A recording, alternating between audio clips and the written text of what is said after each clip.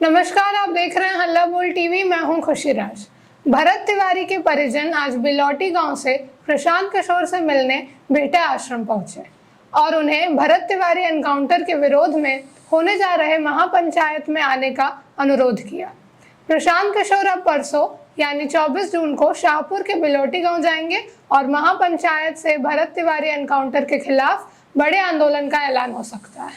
प्रशांत किशोर ने आज इस एनकाउंटर को लेकर कई बड़े संकेत दिए हैं। क्या करने वाले हैं प्रशांत किशोर, बताएंगे हल्ला बोल टीवी के editor in chief Deepak Sharma. बहुत बड़ा ऐलान होने जा रहा है 24 जून को, जो महापंचायत होने जा रही है शाहपुर के बिलौटी गांव में।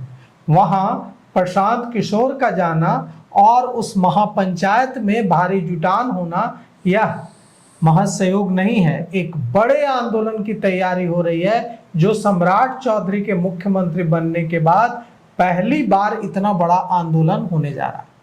और इस आंदोलन की गूंज से सम्राट चौधरी सरकार अछूती नहीं रह पाएगी, क्योंकि गांव में एक गांव में इस एनकाउंटर को लेकर और हाल के दिनों में जिस तरह से पुलिस ने एनकाउंटर्स किए हैं उसके खिलाफ बहुत ही ज़्यादा गुस्सा है। और ये सारा गुस्सा अब तक इसलिए दबा था क्योंकि मरने वाले, जो एनकाउंटर्स में मारे जाने वाले लोग थे, वो अपराधी थे।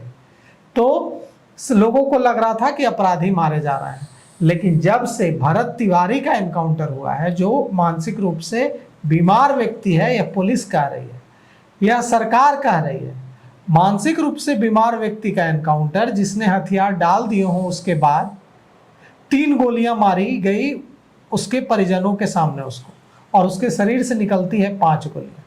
2 गोलियां और कहाँ मारी गई, पूछ रहे हैं परिजन कि हम लोगों के सामने तो 3 गोलियां मारी गई, उसके शरीर से 5 गोलियां निकली। मतलब पुलिस जब उसे वहां से अस्पताल ले जाने के लिए ले गई तब 2 गोलियां मार दी गाड़ी में। अब सम्राट चौधरी सरकार के पास कोई रास्ता नहीं था कि कैसे बचें, तो बचने के लिए सरकार ने न्यायिक जांच की घोषणा कर दी है। जी। मुख्यमंत्री सम्राट चौधरी ने एक ट्वीट कर दिया कि न्यायिक जांच कराएंगे। अब न्यायिक जांच कैसे होगी, उसका आधार क्या होगा, उसका जांच का एरिया क्या होगा, इन कई चीज़ों को लेकर स्पष्टता नहीं है।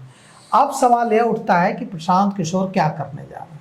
तो हमें जो पता चला है कि बिलौटी गांव से परिजन भरत तिवारी के मिलने पहुंचे प्रशांत किशोर से। प्रशांत किशोर से मिलने पहुंचे, प्रशांत किशोर से मुलाकात की। बेटा जो बिहार नवनिर्माण आश्रम है प्रशांत किशोर का, उसमें जाकर मुलाकात की। मुलाकात में यह तय हुआ कि प्रशांत किशोर मदद करेंगे परिजनों की। प्रशांत किशोर ने कहा कि मैं ऐसा नहीं करूंगा कि मैं जाऊंगा, अपनी संवेदना प्रकट करूंगा और आ जाऊंगा, मैं आपके लिए क्या कर सकता हूं ये बताएं। तो प्रशांत किशोर ने पूरी मदद देने का भरोसा दिलाया है पीड़ित परिवार को, हर तरह से मदद। यहाँ तक कि उन्होंने अपने जो उनके वकील हैं जनसुराज के वाईवी गिरी, उनसे यह भी बात करके, वहीं पर प्रशांत किशोर ने वाईवी गिरी से बात करके ये कहा कि इस मामले में हम अदालत में क्या कुछ कर सकते हैं, उसकी संभावनाओं को भी प्रशांत किशोर तलाश रहा है। दूसरी तरफ प्रशांत किशोर इसको एक बड़े आंदोलन का रूप देने की भी कोशिश करेंगे। ये जो महापंचायत है, इसमें उस इलाके के भोजपुर के हजारों हजार लोग जुटेंगे और इन हजारों हजार की उपस्थिति में प्रशांत किशोर का वहां जाना एक बड़े आंदोलन की शुरुआत हो सकती है।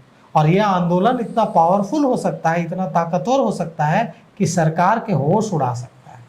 तो प्रशांत किशोर अब 24 जून को शाहपुर के बिलौटी गांव जाएंगे और वहां महापंचायत होगी। महापंचायत में बहुत बड़ी संख्या में, हजारों हजार की संख्या में ग्रामीण जुटेंगे और यहाँ से प्रशांत किशोर और इस महापंचायत में जुटे लोग एक बड़े आंदोलन का ऐलान कर सकते हैं, सरकार को जवाब देने के लिए विवश कर सकते हैं कि यह जो एनकाउंटर हुआ है, जब एक मानसिक रूप से बीमार व्यक्ति जिसने हथियार डाल दिए थे उसका एनकाउंटर हुआ है, तो अब तक एफआईआर क्यों नहीं हुई हत्या की उन पुलिसकर्मियों पर जिन्होंने गोली मारी। क्यों नहीं हुई? इस सवाल का जवाब, आप न्यायिक जांच कराएंगे तो ठीक है, लेकिन एफआईआर तो होनी थी, एफआईआर नहीं होती है अब तक। आप निलंबित करके उनको छोड़ देते हैं। निलंबन कोई सजा है क्या? निलंबन तो कोई सजा नहीं है। Suspension is not a punishment. तो अब सवाल ये उठता है कि यहाँ पर सम्राट चौधरी सरकार ने इसे न्यायिक जांच के बहाने ठंडे बस्ते में डालने की जो कोशिश की है, ये परसों के महापंचायत से ये फिर से ये सवाल एक बड़ा सवाल बनकर सरकार के सामने खड़ा हो जाएगा और प्रशांत किशोर के इस महापंचायत में जाने से इसकी गूंज सिर्फ बिहार में नहीं, दिल्ली तक जाएगी।